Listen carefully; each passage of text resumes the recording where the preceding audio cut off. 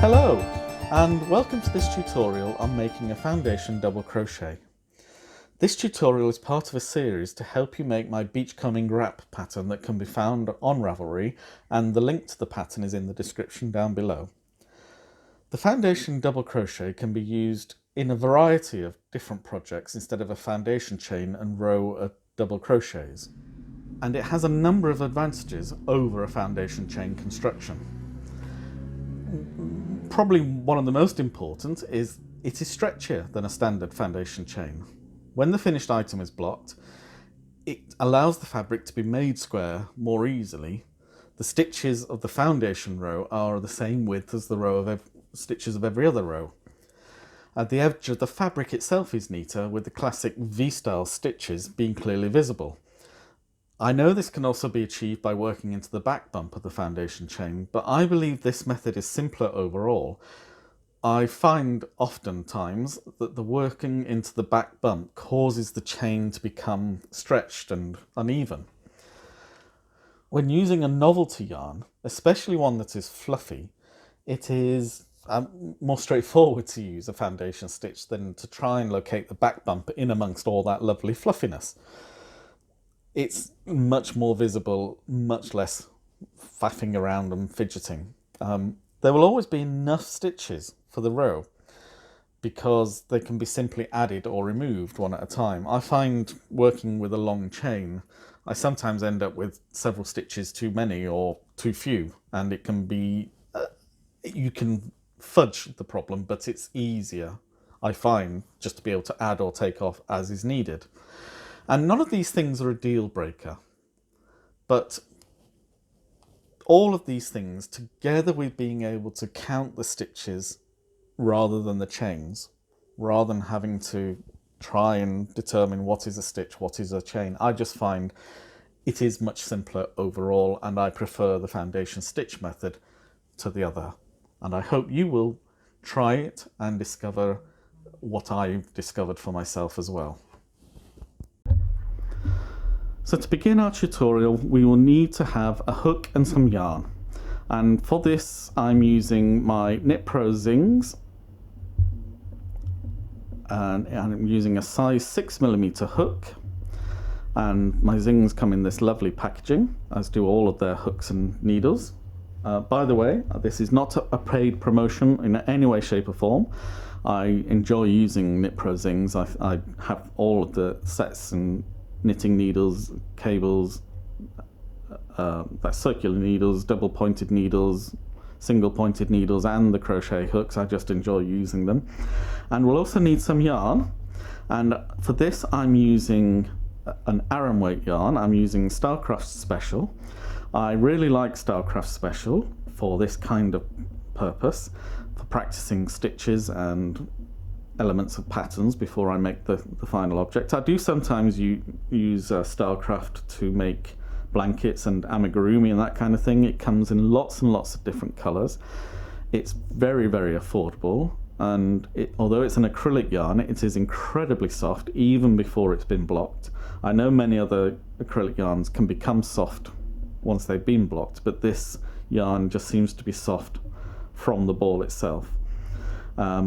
I can't say enough about Starcraft, and it comes in 4-ply, DK and Aran weights, and I just love using it. Again, not a paid promotion, that's just my own opinion of several years of knitting and crocheting and weaving as well. So what we need to do is introduce the hook to the yarn now that the infomercial's over, and put our first loop on the hook. Now, if you want to make a slip knot, please go ahead and make a slip knot. I prefer just to use a loop over my hook, but there is no problem with you making a slip knot. And then we're going to chain 3. Now, I'm going to chain 3 because my gauge is quite tight. If your gauge is a bit looser, then you probably want to chain 4. But whichever you do, we're going to turn the working chain over, and we're going to be working into the bumps on the back, and we're going to skip the first bumps and just work in the final bump. For me, that's the third. If you've made 4 chains, then it will be the 4th bump from the hook, we're going to yarn over and go into that bump, and then yarn over and pull up a loop.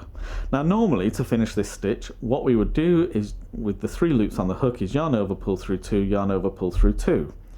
But we're doing a foundation stitch, so what we do first is yarn over and pull through 1, and that's a chain 1. Then we're going to yarn over and pull through 2, and yarn over and pull through 2, and finish the stitch. So now what we've done is we've created a stitch, but at the base of the stitch we've also got this chain stitch. I hope you can see that.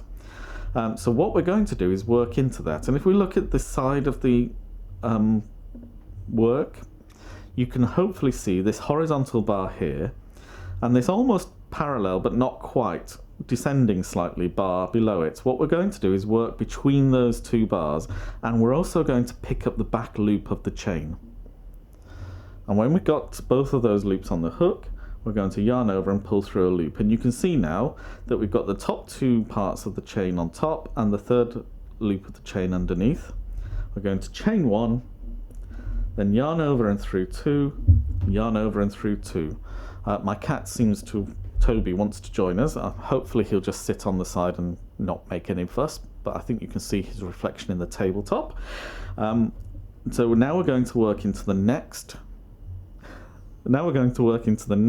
chain, and again you can see more clearly now this horizontal bar here, we're going to work underneath that and above this slightly diagonal bar below it. So we're going to go into that, and we're going to pick up both loops of the chain, yarn over and pull through a loop, and again you can see that 3rd bar of the chain is below with the 2 on top.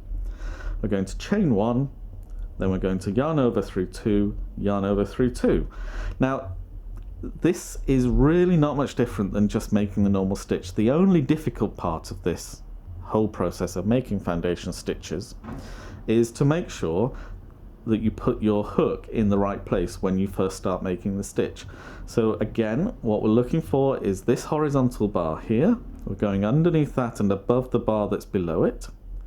We're going to pick up the back loop as well, yarn over and pull up a loop, chain 1, whoops, no, just 1. Let's just separate those out. So I've chained 1, yarn over through 2, yarn over through 2. And what you see on the top, we're familiar with this chain, with this stitch construction where we have this kind of V-stitch going that way. If we turn it over and look at the bottom, we've got a similar arrangement on the bottom, but the V's are now going that way instead. And it's those V's that we're working into. So this V is the next one that's going to be worked into. So we yarn over, we find the horizontal bar, we find the vertical bar that's below it, or the diagonal bar rather, and we go between those 2 and we pull, we go into the hole of the, sorry, I'm going to have to move my cat. Sorry Toby, you're going to have to move off. Come on, there's a good boy. Never work with children and animals, they say. So we pick, I'll do that again because I think we were all probably a little distracted by that. We've got this horizontal bar here and the slightly descending parallel bar. We're going to go between those 2, pick up the back loop of the chain, yarn over and pull the loop through so it's between the bottom bar and the 2 top bars, chain 1, then yarn over through 2 and yarn over through 2. And we're going to do that again. So it's yarn over, we're going in underneath that top bar, pick up the back bar at the same time. Oh, sorry, I think I might have split. Oh no, I didn't. I thought I'd split the yarn. Yarn over and pull up a loop, yarn over through 1, yarn over through 2, yarn over through 2. And so far we have 1, 2, 3, 4, 5, 6 of the foundation stitches, plus the chain that we started with is 7, so we have 3 more stitches to make. So we're going to go yarn over and into the top of the chain, yarn over and pull up a loop, chain 1, yarn over through 2, yarn over through 2, so that's 8. Again, this is the line that we're looking for. We're going to go underneath that bar, we're going to go underneath the loop at the back as well, yarn over and pull a loop through, chain 1, then yarn over through 2, yarn over through 2, so that's 9. And the last one, again, there's the horizontal bar, there's the bar that is associated with it but descends slightly. We're going to go between those two, pick up the back loop, yarn over, pull the loop through. You can see that descending bar there. Then we're going to chain 1, yarn over through 2, and yarn over through 2. And now just pull up a large loop, and I hope you can see that this is now quite a stretchy piece of work. You can see that quite easily that the bottom is just as stretchy as the top, and the finished work is going to have the same dimensions at the cast on end, if you like, as it will at the cast off end at the top. And that's what we're looking for, because we want the sides to be parallel. We want it to be as square as we can make it without being too fastidious. And I just find the foundation stitch method allows us to ensure that we have this equal stretch on both sides of the stitches. So I hope you enjoyed that tutorial. Thank you for joining us, and I hope that you will enjoy making my wrap if that's what you decide to do, or that you are able to use this stitch in any other work that you're working on. And if you did enjoy this video, please like it down below, and please also remember to subscribe so that you will be informed whenever I upload another tutorial video, either for this wrap or for any other item that I'll be making in the future. So until next time, bye for now and keep crafting. Bye.